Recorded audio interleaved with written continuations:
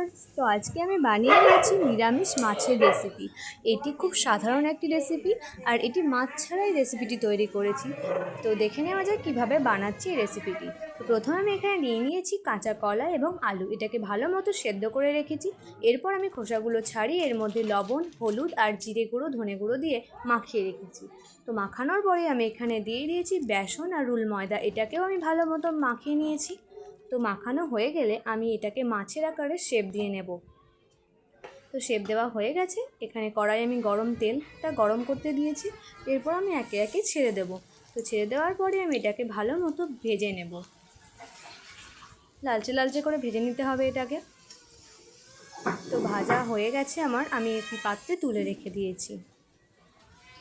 তুলে রেখে দেওয়ার পরে আমি কড়াইয়ে তেল দিয়ে এর মধ্যে জিরে আর কাঁচা লঙ্কা দিয়ে দিয়েছি। এটাকে এবার একটু নাড়িয়ে চাড়িয়ে তারপরে আমি বেটে রাখা কাজু এবং ধনে গুঁড়ো, হলুদ, লবণ দিয়ে টমেটোর পেস্ট করে এটাকে ভালো মতো কষিয়ে নেব যতক্ষণ না এর মধ্যে একটু তেল ছাড়বে। তো ভালো মতো আমি এখন কষিয়ে নেব।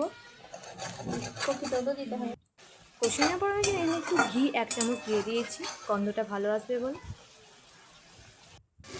তারপরে এইরকম তেল ছাড়ার পরে আমি এখানে আবার দিয়ে দেব কিছুটা জল দিয়ে একটু নাড়িয়ে চাড়িয়ে নেওয়ার পরে আমি ছেড়ে দেব মাছের পিসগুলো।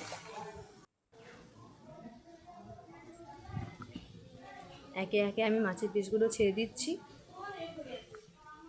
তারপর কিছুক্ষণ ফুটতে দিয়ে নামিয়ে দিলেই তৈরি হয়ে যাবে আমার নিরামিষ মাছের এই রেসিপিটি। তো কেমন হয়েছে বন্ধুরা এই সাধারণ রেসিপিটি?